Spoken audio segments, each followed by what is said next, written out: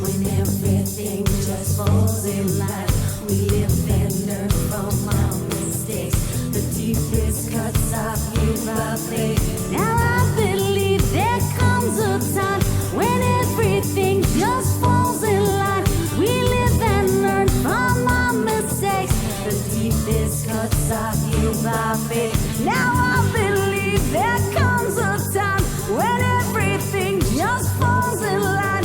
We live and learn from our mistakes. The deepest cuts are healed by faith. Now I believe. Oh, fire up. Oh, fire up. Oh, fire up. Oh, fire up, fire up, fire up. Now I believe there comes a time when everything just falls in line. We live and learn from our mistakes. The deepest cuts are healed by faith.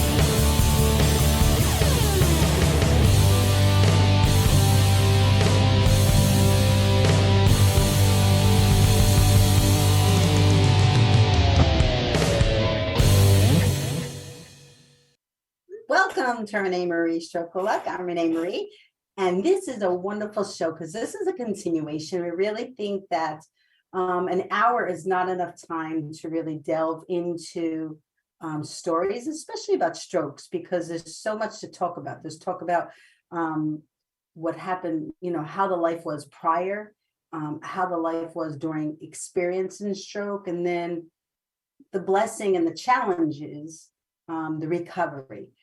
So the last time we had JoAnn and Bob on the show, and thank you to Judy for all she does to continue to, book these shows, because it really takes a lot of work and determination and dedication. Today is about the recovery of Bob and JoAnn, about, how they got to where they are.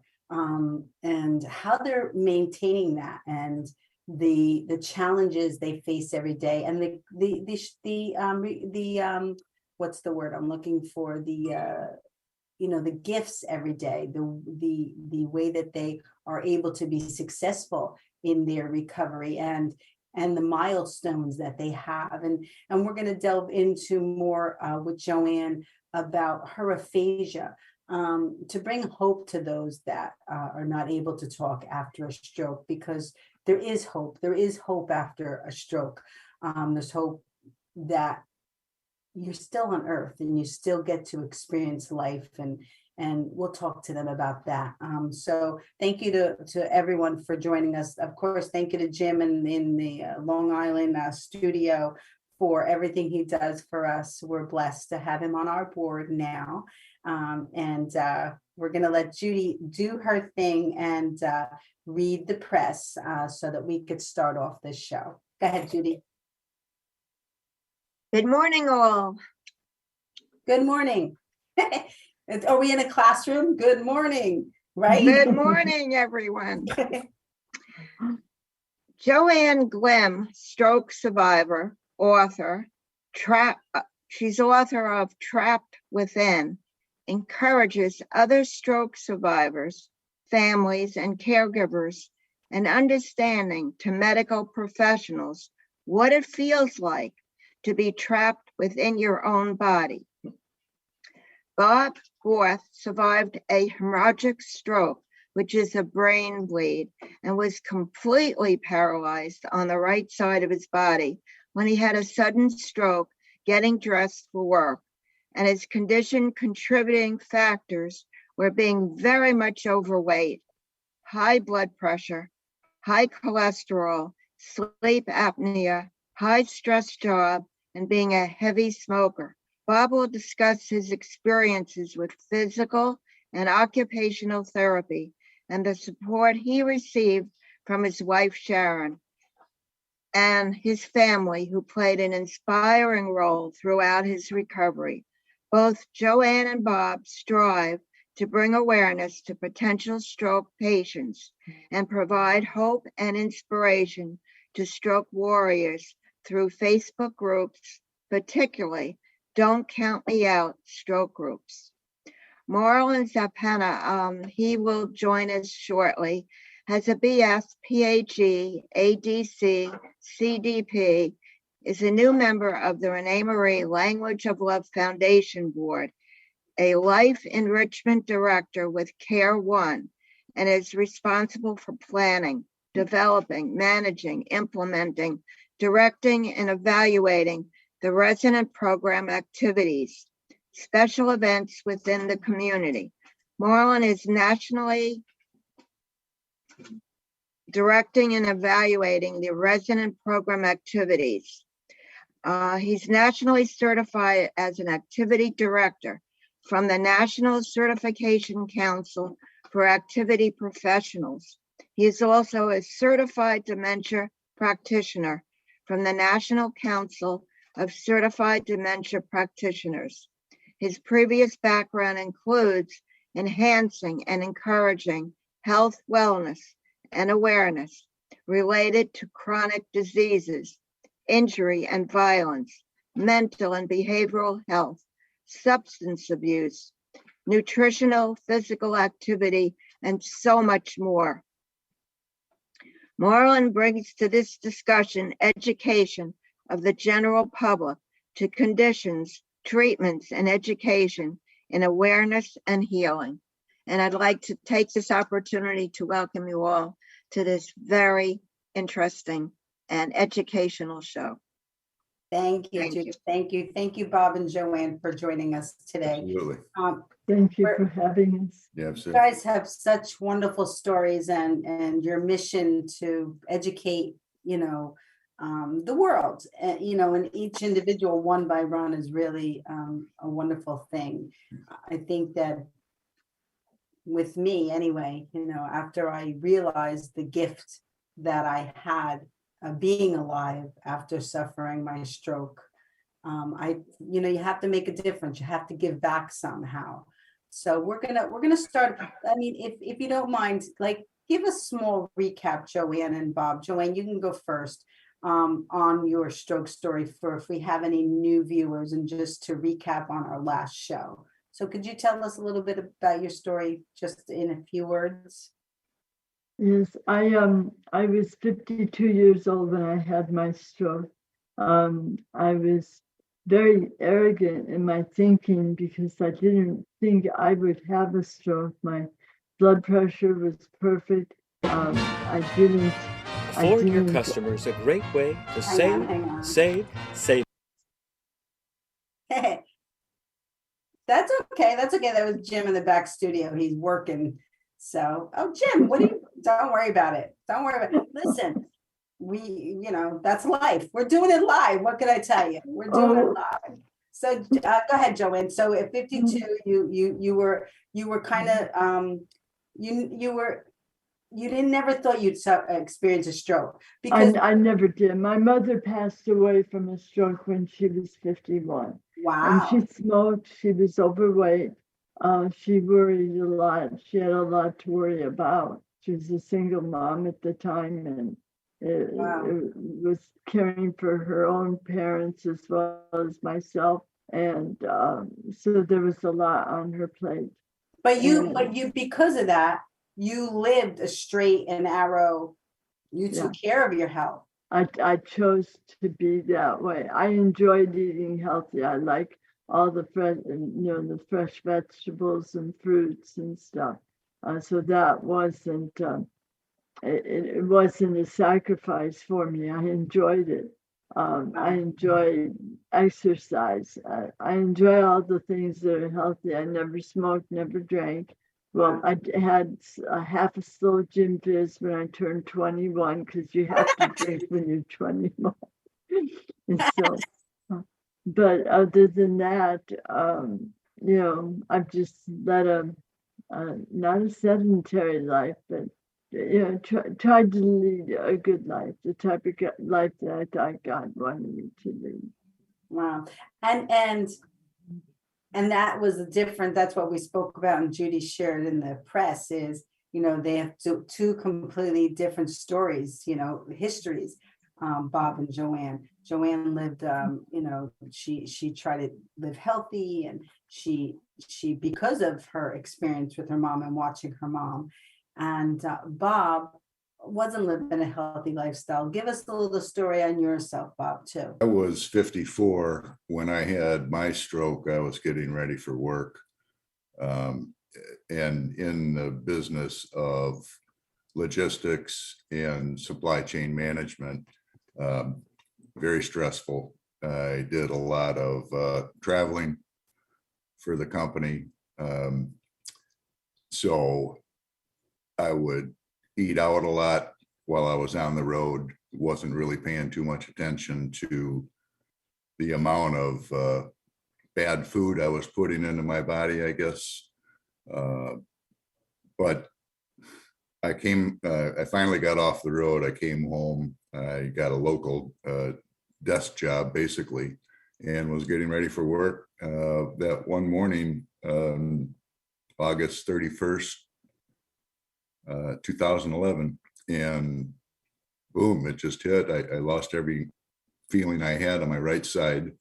I realized that I was putting all my weight on my left, and my wife wanted to just take me back into bed and let me rest, which we're so glad that we didn't do.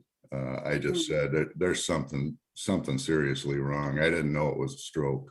I said, so just set me down slow and call 911. And within a minute, we heard the siren as if it was waiting for me to call. Wow. And they came and got me. They rushed me to emergency, realized that it wasn't a clot. It was a bleed, so they couldn't give me the medication to block the clot. The brain absorbed the blood as we went through rehab, and here we are today. Wow. Judy, I never asked you this, but how did your father, what was his eating patterns? Did he live a healthy lifestyle? Because my father, smoked. He thought because he smoked a cigar rather than cigarettes that he wasn't inhaling, that it wasn't going to affect him. And he would eat all the Italian foods, provolone and prosciutto and all those wonderful Italian foods that we have, and pizza again. So my dad didn't live a healthy lifestyle. How did your father live? Was he aware that he did live a healthy lifestyle? He ate properly. He was still working. He was 93 when he had the stroke, and he was working. He was very active, and he belonged to his Rotary Club. He was just never sick that I can recall in his life. Wow. I noticed swollen ankles, and I took him to his heart doctor because he was being monitored. As you get older, you have different things that happen. He was still healthy, but he had high cholesterol, I believe. What he wasn't telling us was that he had a killer headache. He told it to the neighbors, but he didn't want to bother me. And because he didn't want to bother me, he had a massive hemorrhagic stroke. He didn't even tell it to the doctor. In fact, the doctor, I was there because I took him to the doctor.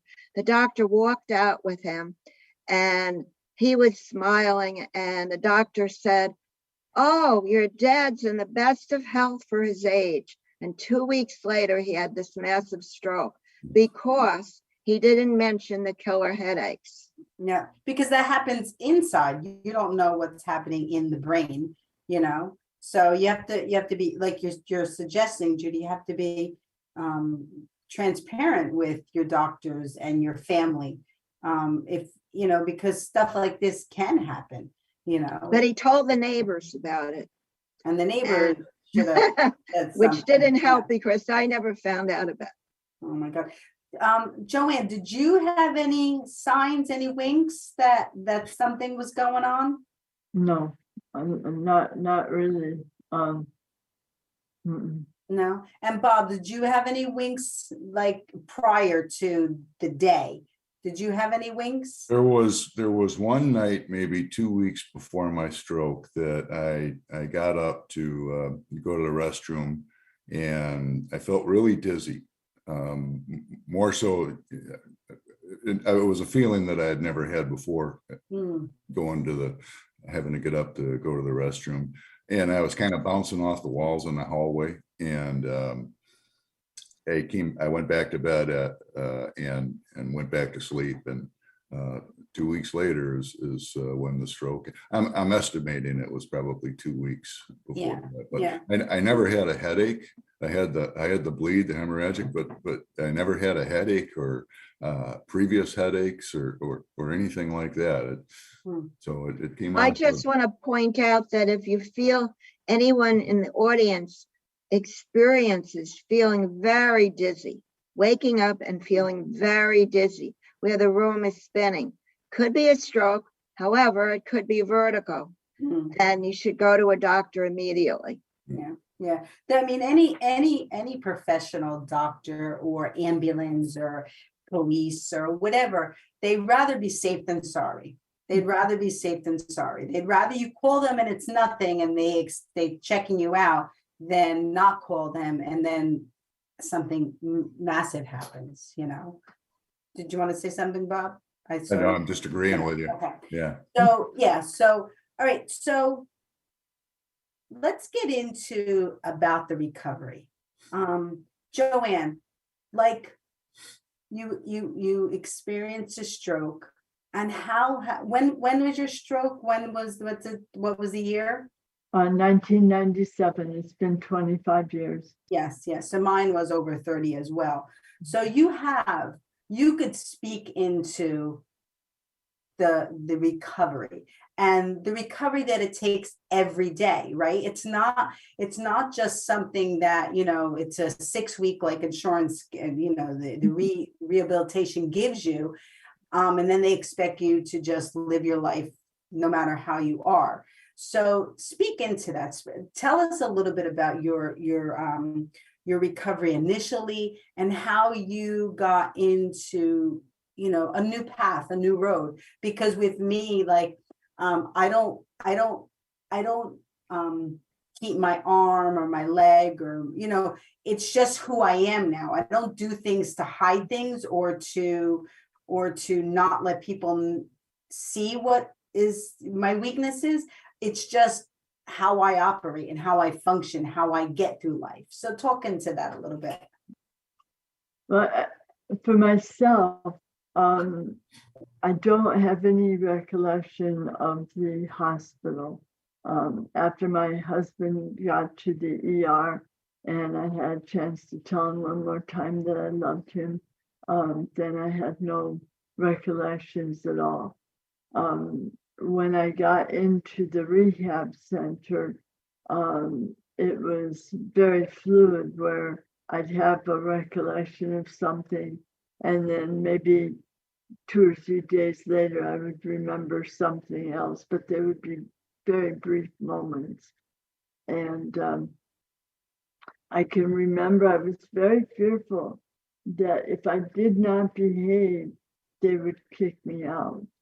And so I would never say anything negative because I had no idea where I was. And we had only been in our home down here in Florida for 6 months. So I really didn't know the lay of the land at that time. I think because my brain was so wounded that, and I was like Bob and I both shared the fact that we were totally paralyzed on one side. I couldn't walk, I couldn't talk, I couldn't see straight. And so I knew I was injured, but it wasn't until I went for rehab in the facility itself, and I was sitting across the way from a wall of mirrors, that I had a chance to actually see how damaged I was. I always compartmentalized everything that was wrong with me. I would look and see that my hand wasn't working, so I knew that that was injured. I would look at my legs and realize I couldn't walk and knew that was injured. But I never put the whole package together. And at the time, I've never been heavy. And before the stroke happened, I weighed 105 pounds. Wow. When I was in the rehab, I had lost weight and it was 89 pounds. Oh my gosh. So here's this woman sitting in a wheelchair almost sideways because, I couldn't really hold myself up straight. I had no strength. And there was a woman with white hair on one side and a woman on the other side with black hair. And when I looked across the way at the mirrors, I prayed to God that wasn't me in the middle. That was the first time that I really knew I had a long way to go to get back to health. Wow. We're gonna let Bob chime in, and then we're gonna get back to what inspired you, what turned it around. But let Bob speak into his recovery after. We know now that you suffered a stroke, but how was your recovery? How was it? Well, it was tough. That's for sure, as everybody knows, and scary. The first week I was in ICU, and my wife and I were begging to hear success stories about stroke survivors that got through what I was going through, and we just couldn't get them. The nurses and the doctors, well, everybody's different, it all depends. One nurse did come in and say, your brain is just completely full of blood. It's going to absorb that blood, and when it does, you may be able to get some movement back. And that was the only hope I had at that time. So no movement whatsoever, in ICU for 1 week, and then went to a local hospital kind of near my house, in their rehab wing. And at that time, I was still probably a little over 300 pounds. So it would take 5 or 6 employees, whether it be nurses, doctors, assistants, just to get me out of bed and get me into my wheelchair, and then get me back into bed after I could only sit for so long. And after a while, it kind of got frustrating. So I turned to the nurse and I said, I'm going to get better. And when I do, I'm going to come back and help you guys. Because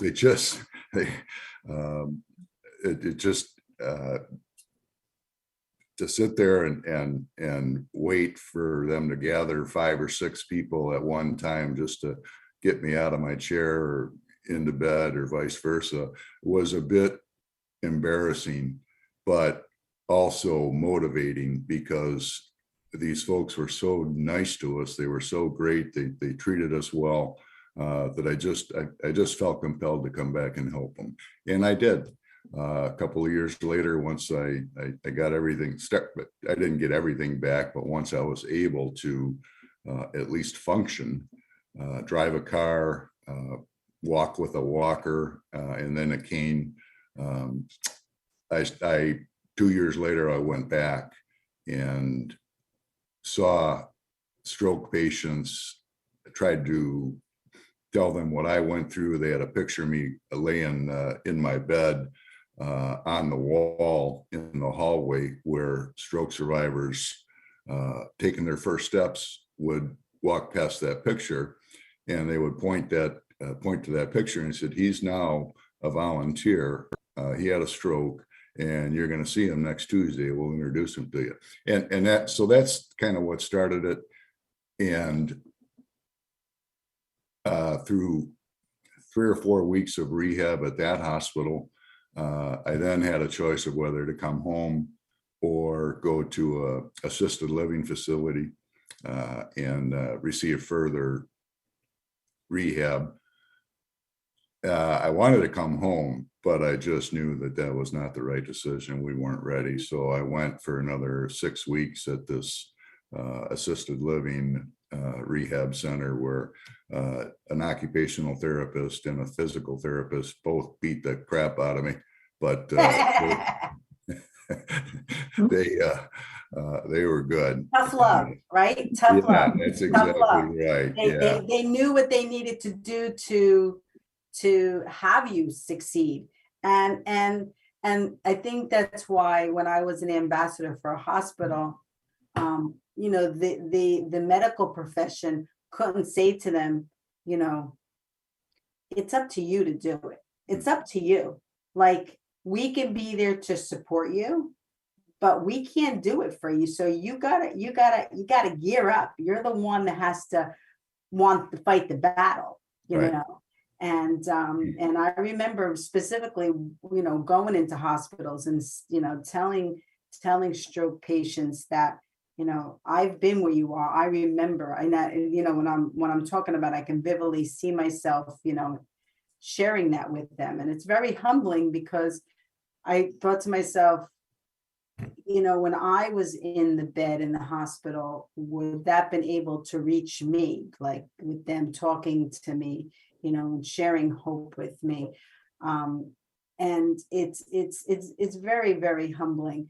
And I will share, you know, to your comments, Bob, is what a gift the medical profession, you know, is, and what they do in each hospital. It really is a calling for them to be in the position they are. I remember when my father was in an ICU for 2 weeks, and I'm so mad at myself because I can't find it, but I was so touched by the world, that the almost family that we created with those other 10 ICU units, and the way that the medical profession really allowed us to be there for our families.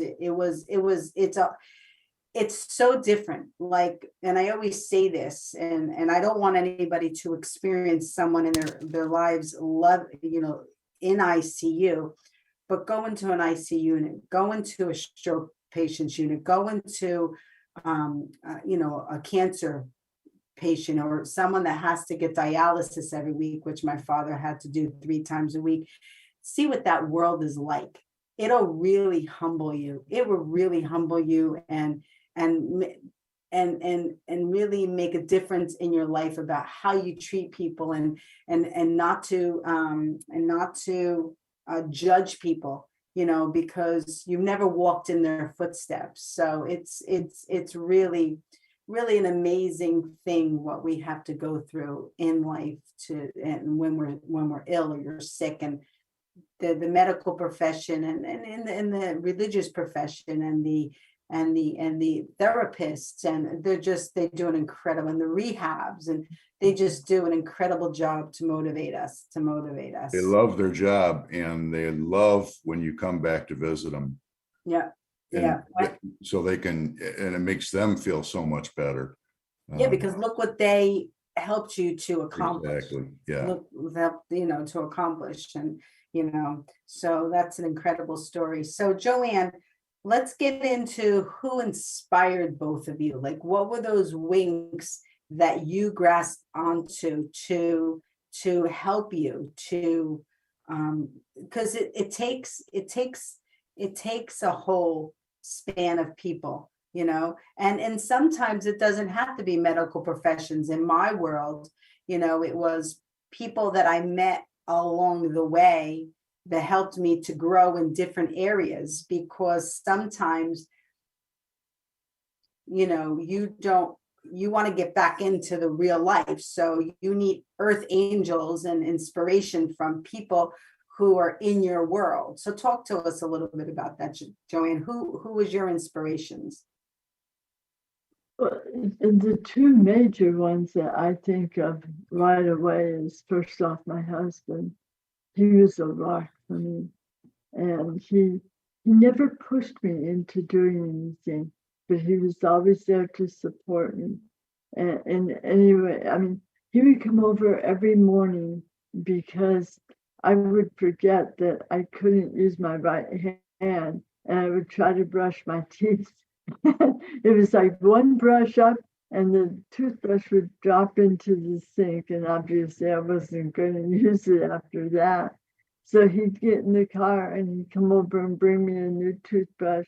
And he would also put my, at the time I wore mascara, and he would put my mascara on and make sure that I looked nice when I went up for therapy. Oh, He was always there in every way possible through the whole thing. Even after I got home, our whole married life, he was like always there to pick me up. And boy, there was more than once that I needed that. Because I'm one of these people, if I see something, it's like, let's do it, you know, and I'm ready to go. You know, and she would just always be there. But the other person, when I had been, because I was in ICU for about 10 days, and then I was over at the rehab center for a little over 3 months. And one of the nights, it was around midnight, and you get to a point you get so tired of doing therapy and not seeing the results. You don't think about the fact that every day, you know, your fingers may move a quarter of an inch farther than they did the day before, but you just don't see it. And I had had one of those kind of days. And the midnight nurse came into my room and sat down, and we started talking. And she could see that I was just really discouraged. And she told me, she said, you know, she said, I know exactly how you feel. She had been in a car accident 3 years before, and she had flown through the windshield of the car. And as she did, her forehead clipped the rearview mirror on the car, and it actually took a chunk of her skull with it.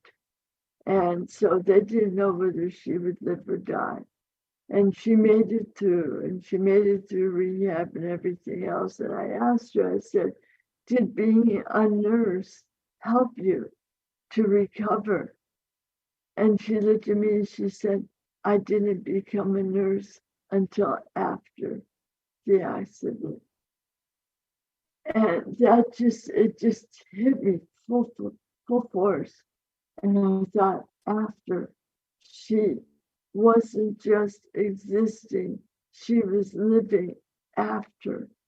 And that was such a major turning point in my attitude and my way of thinking. wow. That's an inspiring story, that somebody that suffered something, knew what it's like, and they wanted to give back. And, you know, let's tap into, and then we'll let Bob talk about his inspirations, but let's tap into like those nighttime nurses, you know, and that nighttime staff, because that's when the scariness comes, right? When it's quiet and it's dark, and you're alone because you don't have any visitors. That's really, I remember being in the hospital and feeling that. Bob, tap into that a little bit. Yeah, the same thing happened to me. In fact, the first night after my family went home, when I was in ICU, I had a panic attack. I was still suffering from sleep apnea, and of course my sleep machine was here at home. So the called the nurse came in, they then called respiratory came up. They tried to fit a mask on me, and the guy was kind of rude, and the mask wasn't working. And I just said, forget it. So I called home, and Sharon, it was just such a long day for her. She was just completely wiped out, and I couldn't get her to answer the phone. I called my dad, and he answered the phone. And I told him what was going on. So he drove over and picked Sharon up, and they both came back. They brought my machine back, and I was just so scared. Sharon stayed with me that night, and I was okay after that. And when I was at the local hospital after they transferred me, I was still paralyzed. I hadn't moved anything at all, and it had probably been 3 weeks. And one night I got my finger to move, and after that it was just moving the rest of my fingers, and I was up all night. I called my boss the next day, and this was the first thing that motivated me. He says, well, listen, if you can, get yourself back together and get rehabbed, your desk is always open. You're more than welcome to come back to work. So that started it. And then I started realizing that I was getting better.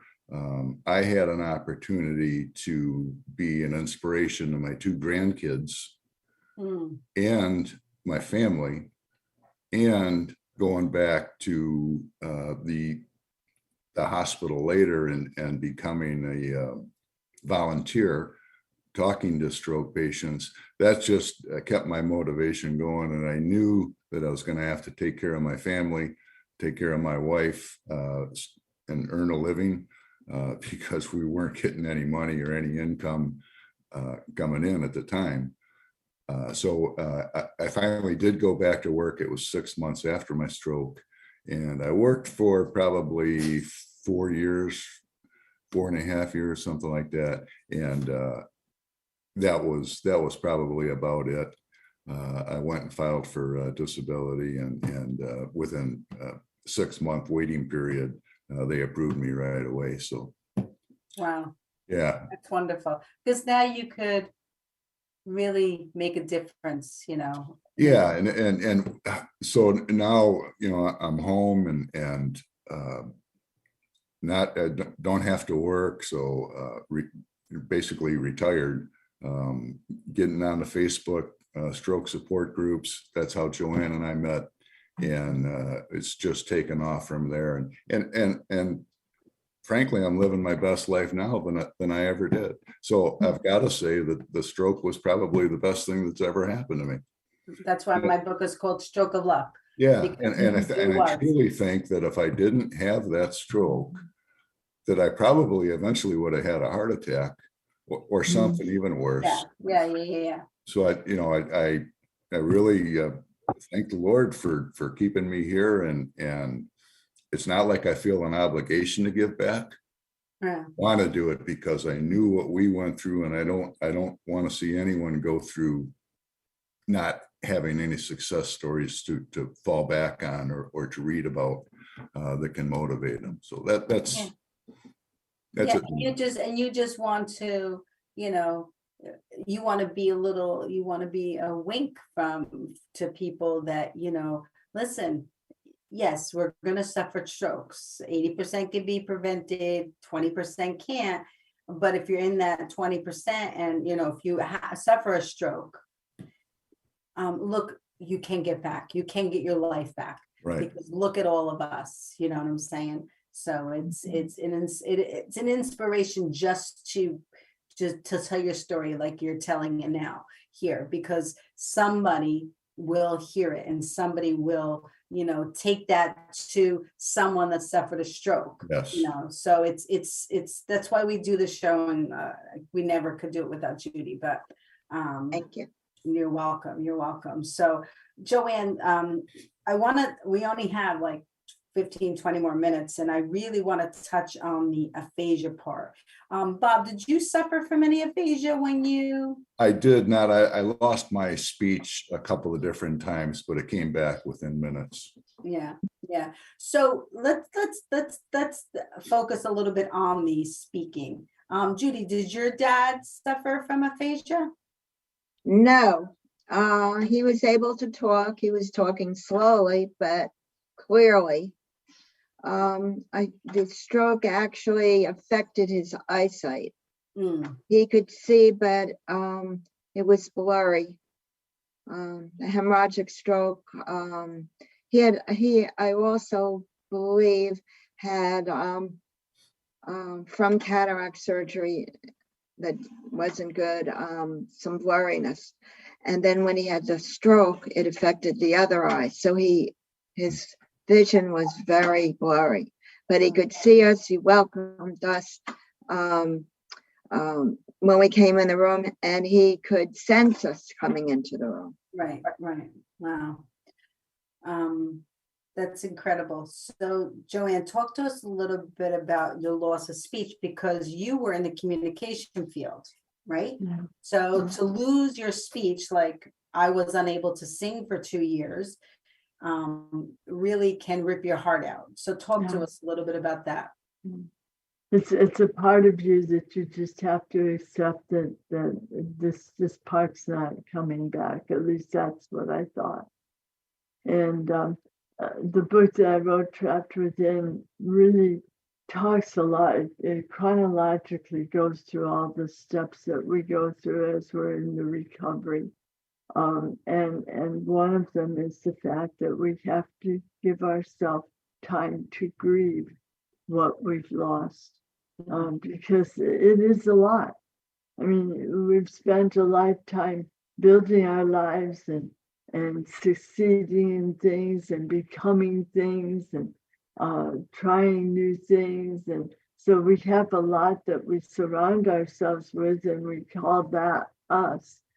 But after you've had a stroke and you've lost that, you have no idea who you are. And so you have to start over. And if you start over fighting to get the things back that you lost, you're closing a door to who you could become. And one of the greatest gifts I think I received was being able to look at the fluff that was in my life that was holding me back from being happy and being at peace within. I want to understand, what do you mean by fluff? What's your version of fluff? Fluff to me is being upset because something isn't in the right place, or something that you're working on hasn't been completed, or you've not received the accolades that you think you deserve. Okay. That kind of stuff. Okay. So you just have to kind of sort the wheat from the chaff and find what truly is important. And I think for myself, having the stroke helped me to see what in life was really important, at least to me. Okay. That's really, it's so prominent and so important for us all to understand that we gotta, what is the verbiage? Control what you can control and let the others go. Because sometimes you're stopping yourself, like you were talking about, JoAnn, by focusing on that specific thing, thing. That's why one of the meditations, it's a very simple meditation I always follow, is by Dr. Wayne Dyer, In the Gap. And it really teaches you how to, between two words, and he uses the Our Father, but between those Our and Father, to just to focus on the emptiness, because that allows other things to grow and other things to foster in your life. And it really is a practice that takes a lot. So and to me, being a stroke survivor, it takes a lot of tender, loving care to teach somebody that, because our brains, I'll talk in our language, is scrambled at that particular time. And somehow we gotta, like you were just saying, JoAnn, you gotta allow yourself to grieve and allow yourself the time to, for everything to go back into place.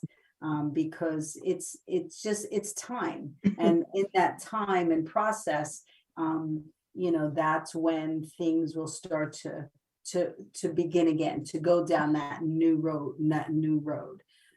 So it's really very, very important. Exactly. And you had asked me in regards to the aphasia, and it was very difficult for me to overcome the grief in that, because I had been so used to words, being able to speak words. And, I worked for a radio station as a, on air, whatever you want to call me, DJ or whatever. DJ, yep. And at the time, my diction, my everything was perfect. I worked in Chicago at a station called WSDM, smack dab in the middle. It was all females, and we played jazz, and it was really a great place to work. So when I found myself in a situation where I talked like I had a 6-beer slur, it was very, very difficult to accept that. And so I would try to work to get my voice to come back, but it's not just trying to find your voice. There's a pause button between what you're thinking and what you want to say, and trying to get past that. I still have difficulty with it. Believe it or not. Do you? Yeah. Oh, yeah. I don't think I have so much problems talking, but when I get tired, especially, yes. I have slowness in not comprehending so much, but engaging in a conversation, because someone could be talking to me and I can't focus. Like, I just can't focus at that particular time. So Dominic Cordelesa, taught me, just not empower yourself by saying, you know what, if you don't mind, let's revisit this tomorrow. It's not a weakness thing. It's not a, feel sorry for me thing. It's just like, too much going on. I mean, even in the business world, right? We have so much going on, that it's just not, there's too much in your brain. So we just have to accept that, there are that this is not really something I could focus on today. Let's revisit it tomorrow. I'll give you a call, or you can call me. We'll pick it up tomorrow. So I was blessed to have learned that tool in my belt, because that doesn't make me feel any less of, because I'm tired and I can't. It's just who I am now. It's just I gotta allow myself to be the new person that I am. Right. So Right. yeah. And you find ways to help yourself around. Like, sometimes I can't think of a particular word, and I was taught, try to mentally think of all the different ways of the word in your mind, touch what it is that you're trying to say, and so you're using all your different senses to bring the word forward. And sometimes it works and sometimes it doesn't. That's okay. And like you say with the brain, it's almost like white noise. There's so much coming in, and your brain just goes, okay, that's as much as I'll accept. Right. And so you have to go with it. The thing that I think we have learned, and Judy and myself, and we always try to share with aphasia patients that have been on the show, is to just give yourself the time to breathe through it, not to get so frustrated, because Right. the frustration blocks. It makes it worse. Right, it makes it worse. So we just, like, it's okay. Like, we just say, it's okay. I mean, just breathe through it. We'll get back to it, and we'll move on, like, so it gives you because I think that, that's why we love the Adler's Aphasia Center in Maywood, because it's a safe environment to feel like it doesn't matter if you make a mistake. You don't have to be perfect, because out in the real world, if you make a mistake, people judge you right away, and they think that you're drunk or you're stupid or whatever. And they don't realize there's another side to the story. It's not like we can wear a big sign that I suffer from aphasia and suffered stroke and I suffer from aphasia. Like, have patience with me, so. I just want to add that, and I also want to ask, JoAnn, do you have something that says I have aphasia and what aphasia is? Do you wear something like that? No, no, I'm to a point now where it's not necessary to do that.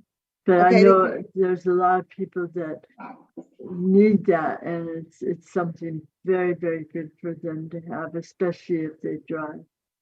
And if somebody has aphasia and that they have a problem talking, you should say to them, I understand that you have aphasia. Take your time.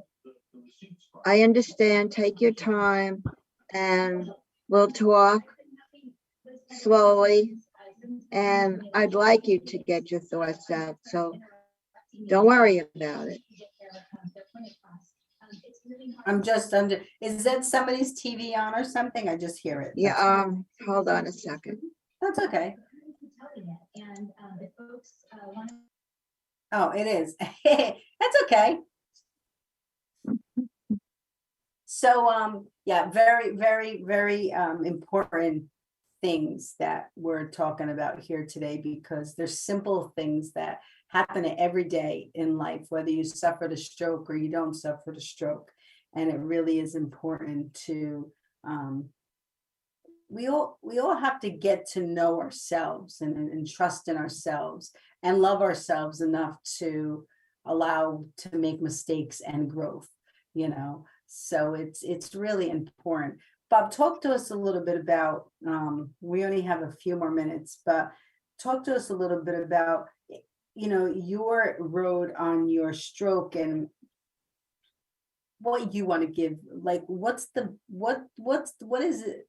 If you had like a 3-minute, what do they call it? The elevator speech, what is it that you would share with somebody about life, because I think that we all suffer strokes or heart attacks, or we all have something in our lives. And what are we going to do with that information that we've gathered? So talk to us a little bit about, your 3-minute elevator speech. Well, the most important thing is to not give up on yourself. Don't get frustrated. It's going to take hard work to get back what you once had, and it may not all come back. And in my case, it hasn't, but I continue to work at it every day. I go to a gym, I work out. I've lost well over 200 pounds since the stroke, and I like the way I feel. So I want to continue this, but I also want to use it as a motivation for somebody else to see. I have guys walk up to me in the gym and say, I can't believe you're here. You're here every day, and man, you just go at it, and you're inspiring. And that's when I hear that keeps me going. And then talking to other stroke survivors, giving them advice and sharing with them my story, when they say, oh, geez, finally, somebody I can talk to, or somebody I can be with that knows what I went through, and join Facebook stroke support groups. That's pretty much how I started getting heavily involved, along with local support groups. Many are sponsored by hospitals. If you can find a local support group, that's great. I found one that was supported by the first hospital I was at, where I spent ICU, and they brought in a couple of artists to teach us how to paint with acrylics.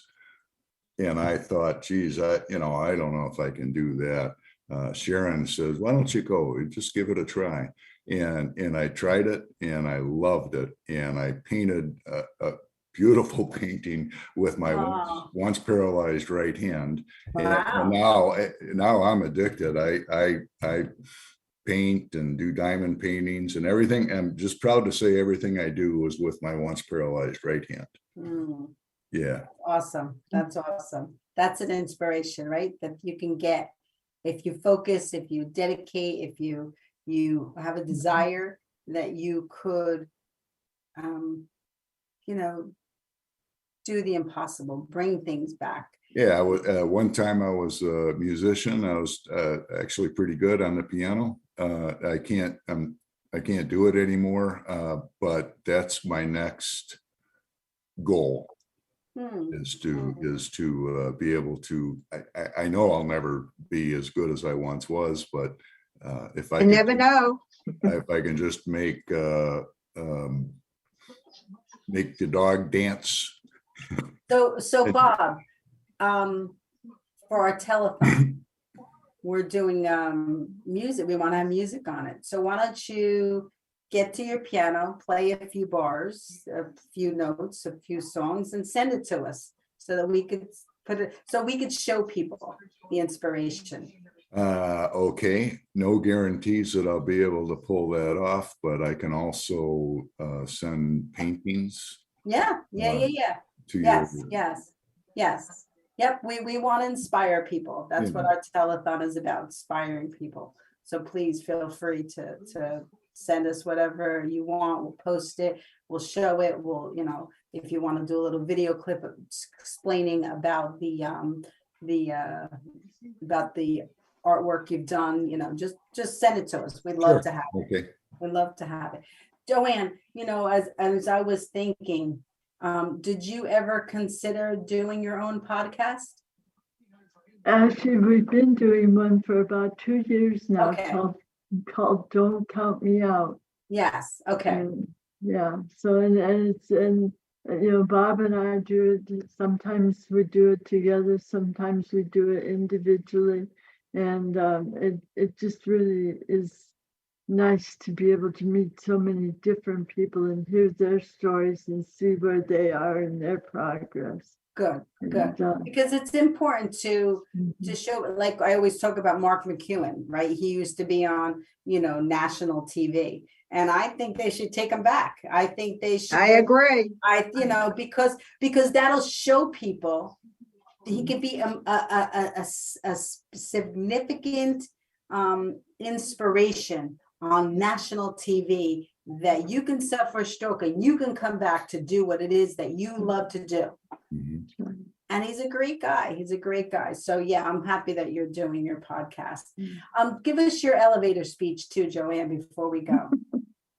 Well, Bob and I had a similar situation when I was in the hospital, and right before I left, the doctors and nurses had encouraged me to write a book about the experience, because there wasn't much 25 years ago for people who had endured a stroke to have their words out there for everyone to read.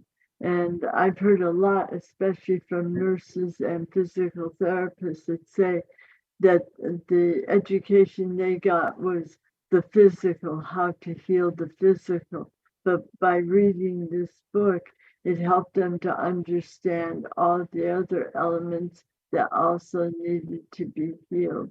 And so it's helped them to understand better what stroke survivors need.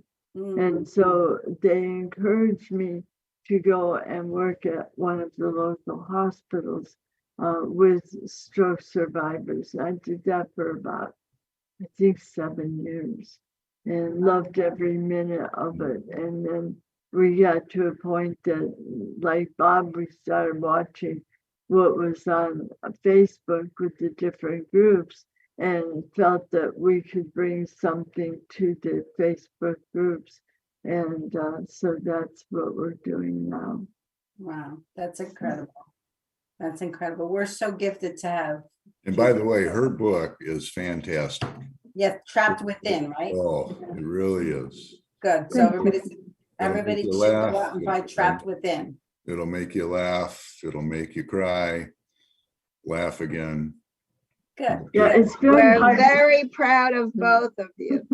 It's very hard to talk about a book about stroke and say, I wrote a book called Trapped, and then you're gonna laugh. Yeah. But it's good because humor is really important in life, right?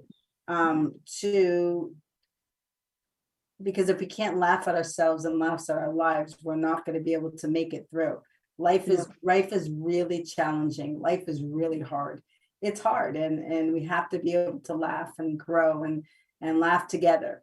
You know, I really think that the more kindness you give out, the more kindness you're going to get back. Same with respect. Yeah. The more respect you give out, the more respect you return respect you're going to get. So, you know, my boss used to have a saying.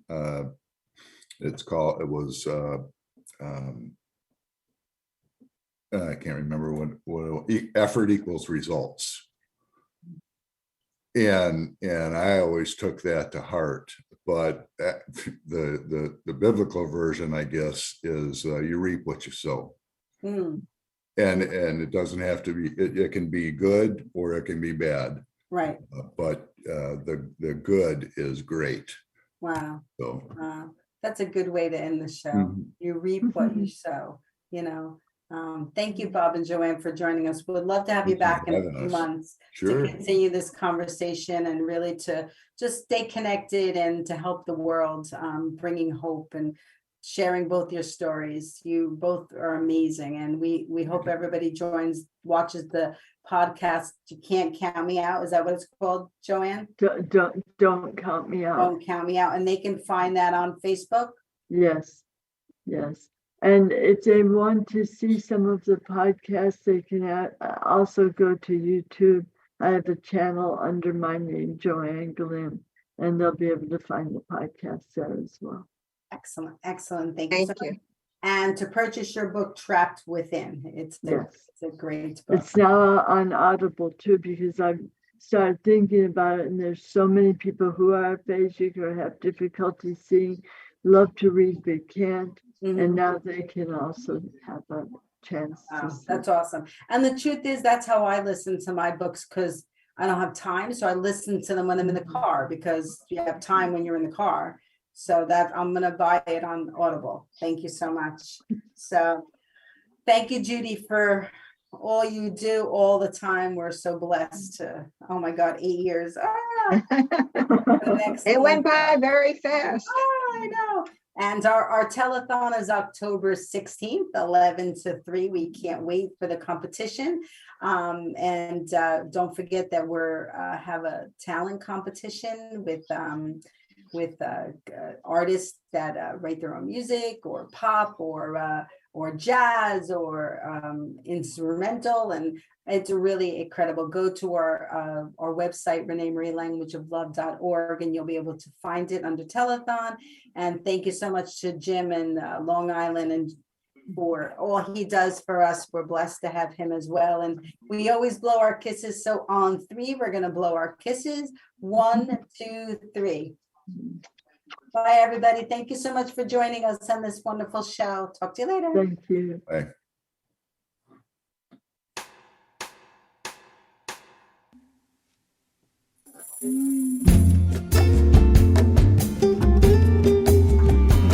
Mi amor, yo no entiendo.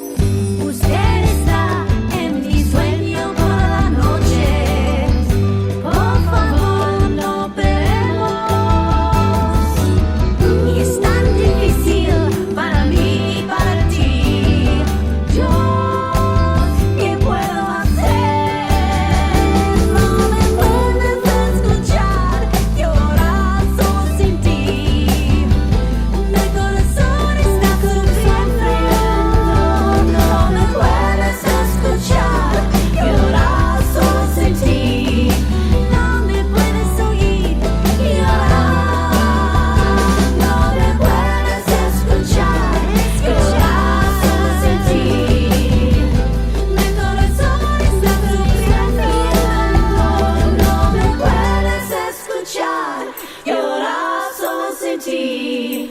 No me puedes oír, no me vas.